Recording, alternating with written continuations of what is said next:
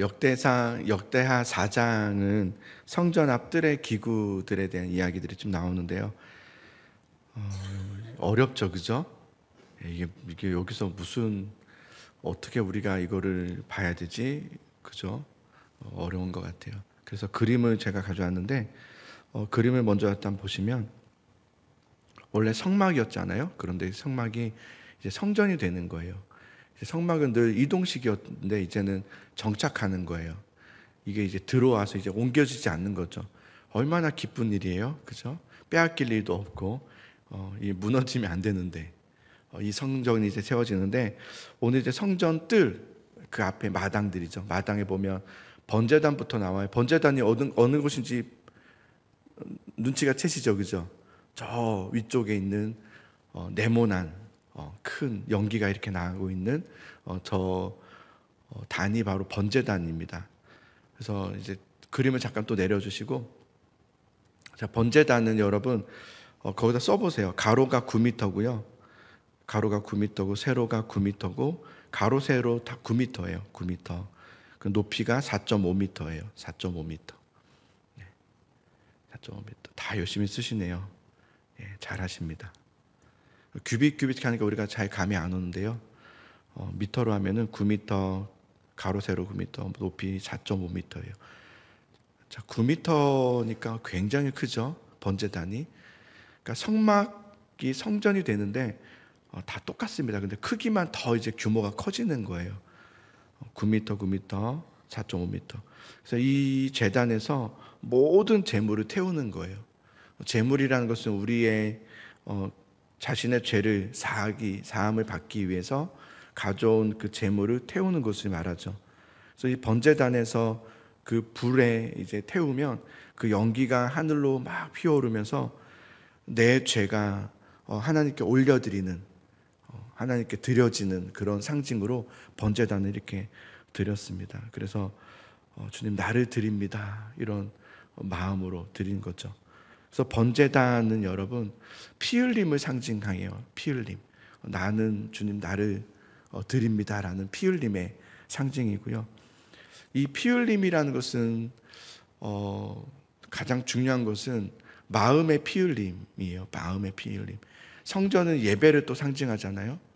그래서 우리가 하나님 앞에 예배할 때의 가장 첫 관문이에요. 여러분이 오늘도 예배하러 오셨고 매일 예배를 드리시고 주일에도 예배를 이렇게 드리시는데, 예배를 드릴 때 우리가 가장 첫 가져야 되는 첫 관문은 마음의 피 흘림이 있느냐예요. 이 마음의 피 흘림이라는 것은 그런 것 같아요.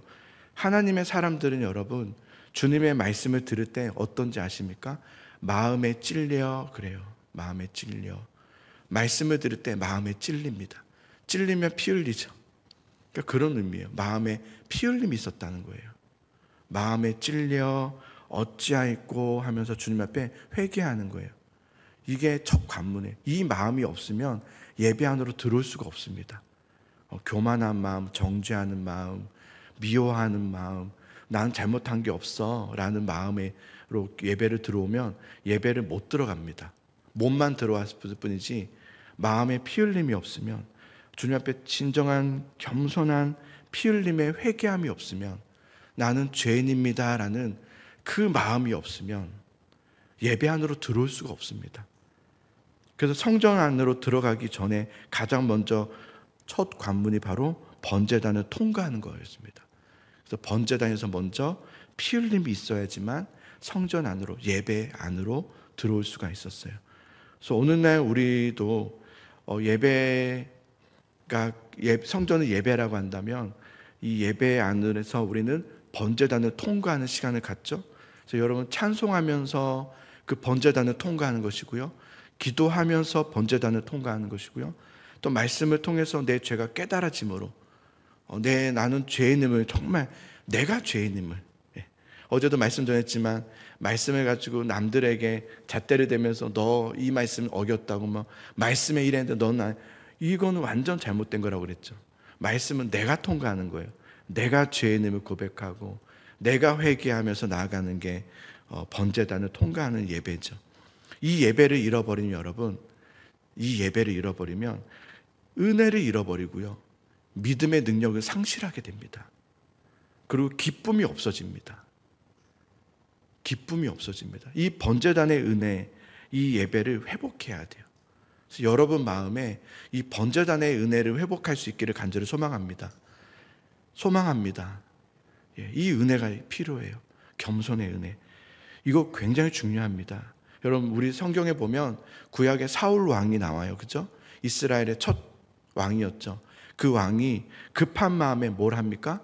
자신이 번제를 드리죠. 자신이 번제를 드려요.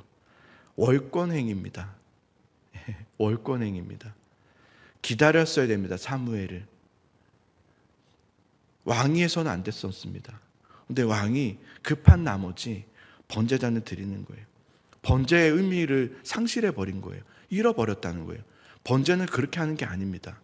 그냥 했으니까 되겠지가 아니라 번제는 내 죄를 고백하면서 내가 죄인임을 주님 앞에 내어드리고 나를 드리고 나의 피 흘림이 있는 그 고백의 시간이 번제인데, 그는 자기 마음대로 번제를 드렸어요. 그러니까 예배를 드렸어요. 자기는 예배를 드렸다는 거예요. 번제 드렸잖아요. 근데 그건 번제가 아니었어요. 피 흘림이 없었어요. 마음에 피 흘림이 없었죠. 그래서 그 일을 통해서, 그 사건 때문에 사울 왕은 하나님으로부터 내침을 받게 돼요. 하나님이 그를 내칩니다. 여러분, 우리 엘리의 제사장 그 두 아들이 있어요. 두 아들도 어떤 죄에 대한 이야기를 하냐면 번제단을 함부로 다뤘다는 이야기를 해요. 그래서 번제단에 드려질 제물들을 자신들이 탈취했어요. 삽을 가지고 와서, 꽃갱이를 가져와서 찍어내는 대로 자기 것으로 만들고. 그래서 그 번제단에 잃어버린 은혜 때문에 그 엘리의 가문이 저주를 받게 돼요. 그리고 두 아들도 죽임을 당하게 됩니다. 하나님 앞에 우리가 예배를 하는 것이 중요한 게 아니라 어떤 예배를 드리냐가 중요해요. 번제단에 은혜가 있느냐, 주님의 말씀 앞에 겸손함에 피 흘림이 있느냐는 거예요. 남을 피 흘리게 하는 것이 아니라 내가 피 흘림이 있냐는 거예요. 말씀 앞에 겸손하게, 주님, 내가 죄인입니다. 내 죄를 용서하소서. 주님 어찌하였고? 라는 그 마음에 찔려, 그 회개하는 마음, 가난한 심령이 우리에게 있기를 간절히 소망합니다. 그 예배를 드리십시오, 여러분. 그런 예배를 드리십시오. 두 번째는 바다가 나와요. 자, 한 번 더 그림을 하나 더 볼게요. 자, 같은 그림인데요. 아까 번제단을 봤어요. 저 번제단을 통과하고 나면 그 다음으로 쭉 내려와서 한 큰 물두멍이 하나 나와요. 그죠? 저것을 이제 성전에서는 바다라고 했어요. 바다처럼 넓어서인 것 같아요. 저렇게 바다. 그리고 물두멍도 있어요. 저렇게 오른쪽에 5개, 왼쪽에 5개를 이렇게 둬서 번제단 쪽에 있는 것들은 번제물들을 씻는. 그리고 여기 이제 물두멍, 바다 옆에 있는 그 5개의 물두멍에서는 제사장을 씻는 용도로 이렇게 물두멍이 이렇게 준비되어 있는 것을 보게 돼요. 여기 또 지름이요, 4.5m. 지름이 4.5m. 높이가 2.25m. 그리고 둘레가 13.5m예요. 4.5m, 또 높이가 2.25m, 둘레가 13.5m. 그러니까 바다라고 할 만해요. 굉장히 크죠. 수영장 크기만 해요. 그리고 그 밑에는 소 12마리의 형상을 한 받침대를 이렇게 두었어요. 그리고 아까 말씀드렸다시피 6절에서는 10개의 물두멍이, 대야가 왼쪽 5개, 오른쪽 5개 해서 이렇게 준비되어, 씻는 용도죠. 씻는 용도로 준비되어 있는 것을 보게 돼요. 씻는다는 것은 성결과 정결을 의미하잖아요. 우리가 이제 그 번제단에 대한 피 흘림에 대한 우리가 그 고백을 했다면, 이제 물두멍에서는 씻는 용도예요. 씻는 용도는 성결과 정결을 상징한다고 했는데, 하나님 앞에 나아갈 때에 하나님은 우리의 무엇을 보시냐면 성결함과 정결함을 원하세요. 그러니까 우리가 예배를 드릴 때, 우리 예배가, 여러분의 예배를 말하여 나의 예배가 얼마나 정결하고 성결하게 드려지는가, 이거예요. 하나님이 여러분 예배 참석했네 이런 걸 참석을 보지 않으세요. 참석했네, 이번 주 새벽 예배 드렸네 이런 걸 막 놀라워하지 않으세요. 그런 게 아니라 그 예배가 얼마나 성결하고 정결했는가. 우리는 날마다 하나님을 예배해야 하잖아요. 그래서 그 예배를 통해서 뭘 경험해야 되냐면 하나님의 말씀과 주님의 은혜로 인해서 우리 안에 성결함과 정결함의 은혜를 경험해야 돼요. 그래서 예배를 하고 나면 성결하고 정결함을 경험해야 돼요. 성결함과 정결함을.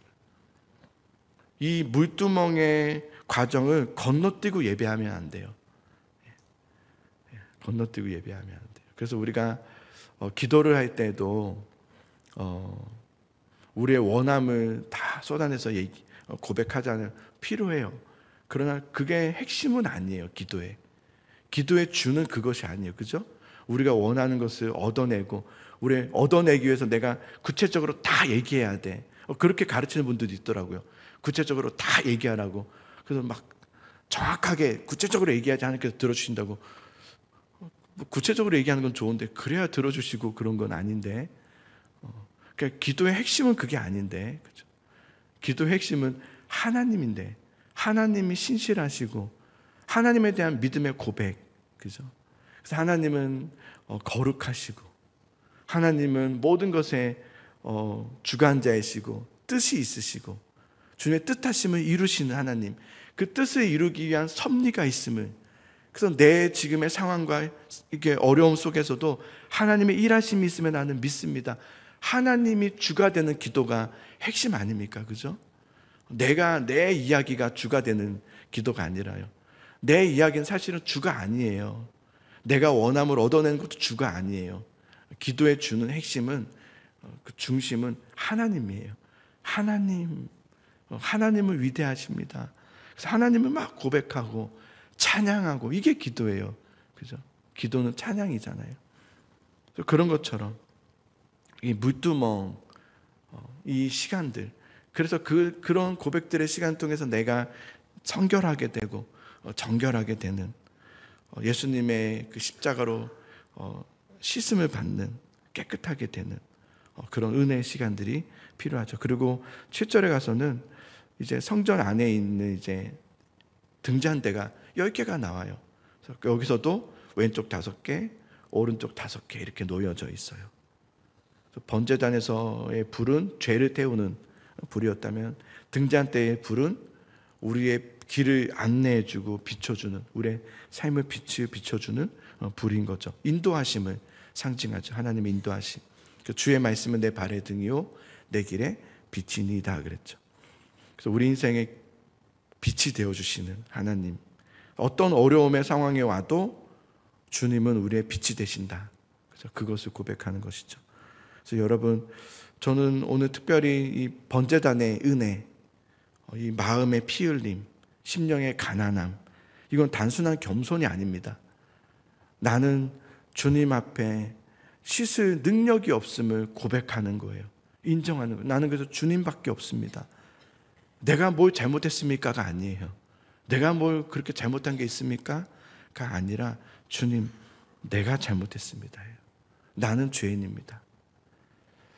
근데 그런 나를 하나님이 안아주시고 그런 나를 품어주시고 자녀 삼아주신 그 은혜를 고백합니다. 마음에 찔려 그 은혜의 피 흘림이 있는, 그러면서 그 번제단의 통과가 우리 인생을 살리는 첫 단추가 되죠. 그래서 저는 우리 이 번제단의 은혜를 회복하기를 바라고요. 그런 마음으로 여러분들이 기도하길 바라고요. 하나님, 이 번제단의 은혜를 회복하게 해서 내 마음에 굳은 마음이 아니라 부드러운 마음이 되게 하여 주사. 하나님 말씀이 들어왔을 때 말씀이 내 안을 찔려서, 그래서 골수를 찌르는 것처럼 내 속까지도 찔러서, 그래서 내가 살아있는, 내가 살게 되어지는 그런 역사들이 일어나게 하소서. 우리 그렇게 기도하는 시간들을 가지면 좋을 것 같습니다.